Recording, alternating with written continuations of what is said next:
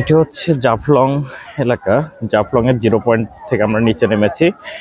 এখন সামনে যে পাহাড় দেখা যাচ্ছে এটি হচ্ছে ভারতীয় সীমান্তের শেষ সীমান্তবর্তী এলাকা।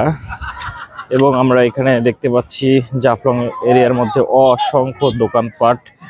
এই যে আমাদের সফর সঙ্গী তারা আছেন আমাদের সঙ্গে।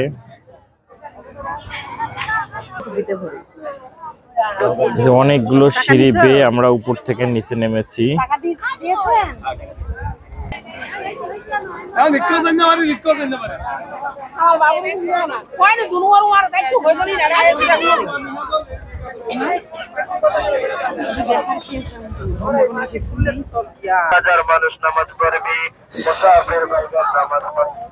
আমরা একদম জাফলং এর সীমানায় চলে এসেছি।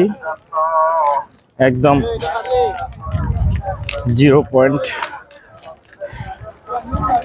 একদিকে বাংলাদেশের শেষ সীমানার জাতীয় পতাকা উঠতেছে, অন্যদিকে ভারতীয় সীমান্তের সীমান্তবর্তী পতাকা উঠতেছে। এটি হচ্ছে জাফলং।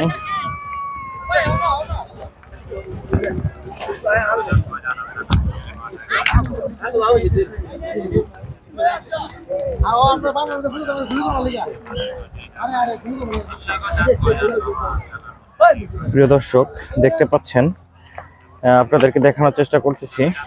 দেখেন আমাদের বাংলাদেশের পতাকা, বাংলাদেশ সীমান্তের শেষ সীমা মানে জায়গাটিতে বাংলাদেশের পতাকা উড়ানো হচ্ছে। অন্যদিকে যদি আপনাদেরকে দেখাই, এই যে দেখেন ভারতের পতাকা সেখানে উড়ানো হচ্ছে। কারণ যেহেতু সীমান্তের শেষ সীমানা, এই যে এটা একদম কাছে আমরা চলে এসেছি।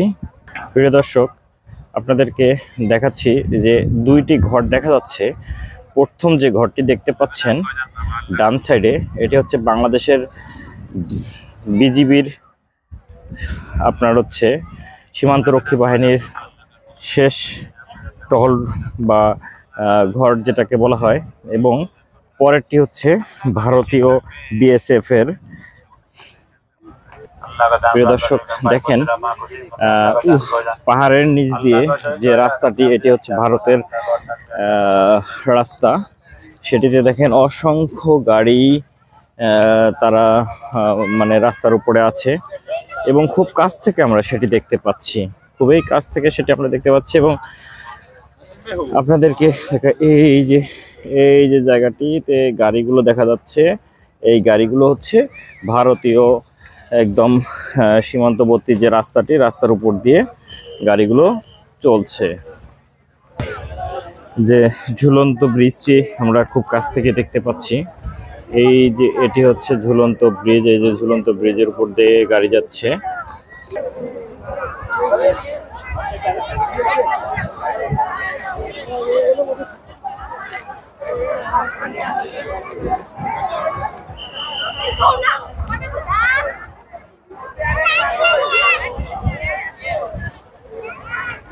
লাল সবুজের পতাকা বাংলাদেশ সীমান্ত